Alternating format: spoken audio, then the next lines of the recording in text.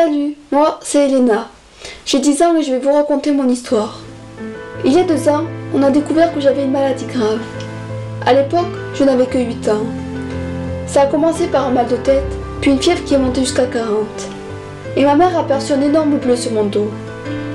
Elle m'a emmenée aux urgences et on a attendu pendant des heures que mes médecins me prennent en charge. Puis un médecin est venu et on a commencé des tas d'examens. Prise de sang, échographie, radiographie, la totale est passée.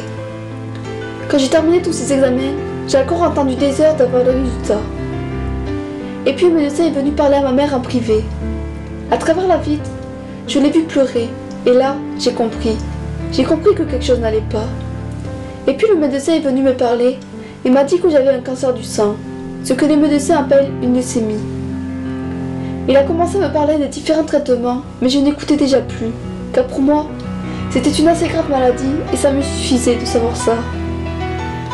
Je n'avais que 8 ans et je ne savais pas grand-chose de cette maladie. Mais ce que je savais, c'est que j'allais peut-être mourir et j'avais peur. Avant qu'on ne découvre que j'avais un cancer, je rigolais tout le temps. J'avais la joie de vivre, mais depuis ce jour, je suis tout le temps triste. Je rigole toujours autant, mais ce rire n'est plus comme avant. J'aime la vie, mais j'ai peur de vivre quand j'ai peur de souffrir. Depuis ce jour, je sais que peu importe les souffrances que j'endurerai, je vais me battre jusqu'à ce que je guérisse. Depuis qu'on a découvert que j'avais cette foutue maladie, je passe ma vie à l'hôpital, et de temps en temps, je rentre chez moi.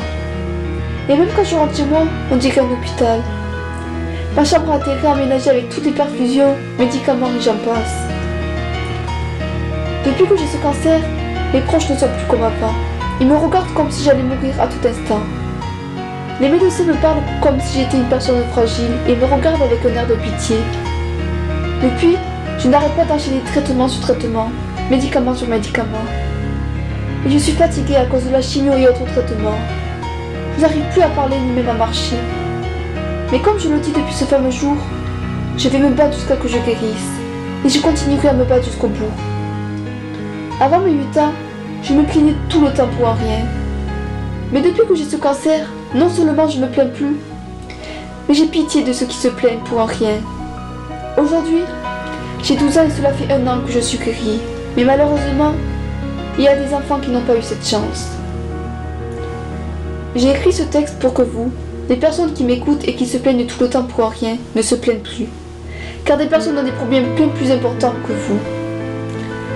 Et toutes les personnes qui m'écoutent et qui ne veulent plus vivre, surtout, battez-vous. Battez-vous pour votre famille et en pensant aux enfants qui se sont battus avec leur maladie et malgré cela, qui n'ont pas eu la chance de vivre et qui sont morts trop tôt.